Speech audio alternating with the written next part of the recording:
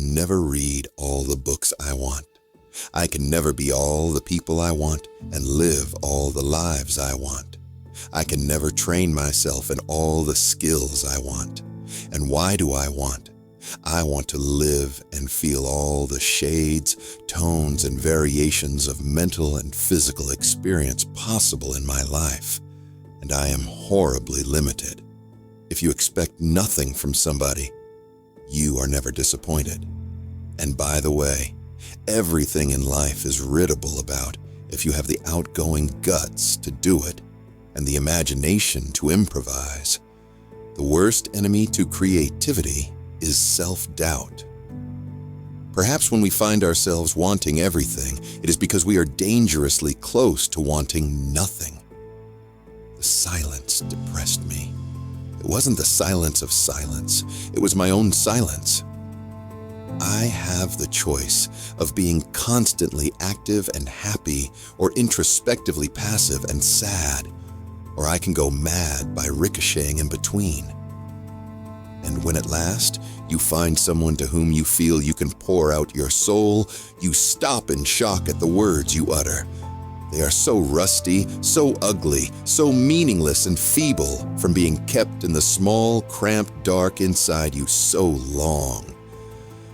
If neurotic is wanting two mutually exclusive things at one and the same time, then I'm neurotic as hell. I'll be flying back and forth between one mutually exclusive thing and another for the rest of my days. Remember, this is now, and now, and now. Live it, feel it, cling to it. I want to become acutely aware of all I've taken for granted. Can you understand?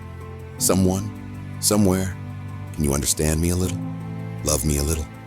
For all my despair, for all my ideals, for all that, I love life. But it is hard and I have so much, so very much to learn. God, but life is loneliness, despite all the opiates, despite the shrill, tinsel gaiety of parties with no purpose, despite the false, grinning faces we all wear. And when at last you find someone to whom you feel you can pour out your soul, you stop in shock at the words you utter. They are so rusty, so ugly, so meaningless and feeble from being kept in the small, cramped dark inside you so long. Yes, there is joy, fulfillment, and companionship, but the loneliness of the soul in its appalling self-consciousness is horrible and overpowering. I like people too much, or not at all. I've got to go down deep to fall into people, to really know them. There's nothing like puking with somebody to make you into old friends. I felt very still and empty, the way the eye of a tornado must feel, moving dully along in the middle of the surrounding hullabaloo. There is something demoralizing about watching two people get more and more crazy about each other, especially when you are the only extra person in the room. It's like watching Paris from an express caboose heading in the opposite direction. Every second the city gets smaller and smaller. Only you feel it's really you getting smaller and smaller and lonelier, rushing away from all those lights and excitement at about 1,000,000 miles an hour. I am still so naive. I know pretty much what I like and dislike, but please don't ask me who I am. A passionate, fragmentary girl, maybe. I didn't want my picture taken because I was going to cry. I didn't know why I was going to cry, but I knew that if anybody spoke to me or looked at me too closely, the tears would fly out of my eyes and the sobs would fly out of my throat, and I'd cry for a week. I could feel the tears brimming and sloshing in me like water in a glass that is unsteady and too full. Perhaps someday I'll crawl back home, beaten, defeated, but not as long as I can make stories out of my heartbreak, beauty out of sorrow. I love people, everybody. I love them, I think, as a stamp collector loves his collection. Every story, every incident, every bit of conversation is raw material for me. My love's not impersonal, yet not wholly subjective either. I would like to be everyone, a cripple, a dying man, a whore, and then come back to write about my thoughts, my emotions as that person. But I am not omniscient.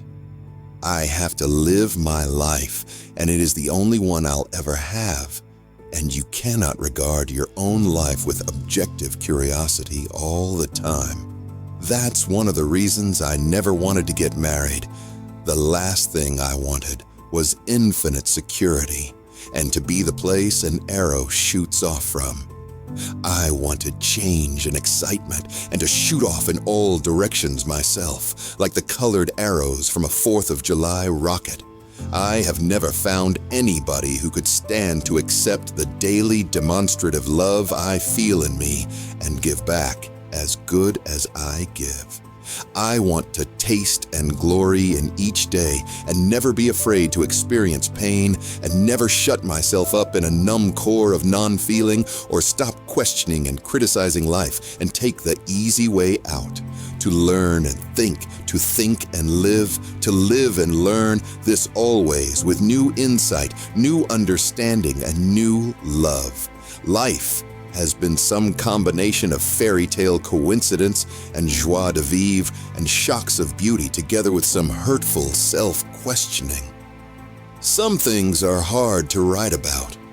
After something happens to you, you go to write it down, and either you over-dramatize it or underplay it, exaggerate the wrong parts, or ignore the important ones. At any rate, you never write it quite the way you want to. What horrifies me most is the idea of being useless, well-educated, brilliantly promising, and fading out into an indifferent middle age. There must be quite a few things that a hot bath won't cure, but I don't know many of them. I told him I believed in hell, and that certain people like me had to live in hell before they died to make up for missing out on it after death, since they didn't believe in life after death, and what each person believed happened to him when he died. I do not love anybody except myself. That is a rather shocking thing to admit. I have none of the selfless love of my mother.